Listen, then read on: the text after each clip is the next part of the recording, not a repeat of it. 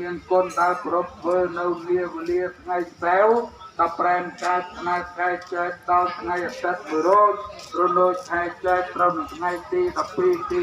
13ខែមេសាឆ្នាំ2025សាការរាំងបដិគន្ធណាតោហេតុដូច្នេះក៏សូមយាងទេផ្ដែងជូនស្ដេចក្រុងជលីលៀងកំហេង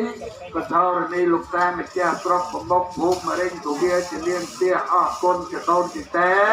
លោកអ្នករមានគុណទាំងសងខាងម្ចាស់ខាងទៅទាំងប្រមាណបានរៀបរាប់ពោះដៃមិនបានរៀបរាប់ពោះដៃជើញមកផ្ដល់ថែមក្នុងជំនាញទទួលតែខ្សោយគ្រឿងបការៈទាំងប្រមាណនេះហើយអនុមោទនាបុណ្យកុសលផលអនិសង្ឃក្រុមគ្រួសារកូនចៅប្រុសធ្វើឲ្យសូមឲ្យលោកអ្នកក៏មានគុណទាំងឡាយនោះបានរួចរបស់ចាក់ទីទុកទៅយោងយកកំណើតកើតប្រទីទៅពងពោះជាប្រយោគភាពតរៀងទៅមានក្រោយបើស្រាប់តែ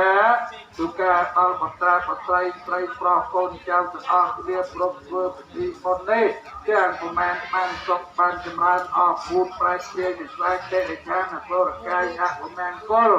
និមិត្តអាក្រក់ឯណាដែលពុនពនវាទីប្រមាថដល់ចរិតកាយក្រុមគ្រួសារបញ្ញាចានចាស់បុនកូនចៅ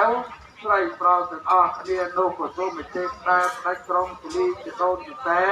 លោកអ្នកដ៏មានគុណលោកជួយពវិជាចេញថ្ងៃទៅសូមឲ្យដល់នៅស្រីជួស្ដីសេចក្តីសុខសេចក្តីចម្រើនកើតសម្បត្តិទ្រព្យជាប់បណ្ដាច់សម្រាប់ប្រយោជន៍គ្រប់ការជួបជុំក្រុមគ្រួសារកូនចៅតទៅបកលប្រពុតមង្គលបើ4ប្រការទីជាយុវណៈពធៈពលៈគ្រប់សន្និវារាត្រីកបីគ្លៀតខ្លាយទៅជាប្រការៈអតៃឡៃអនុមោទ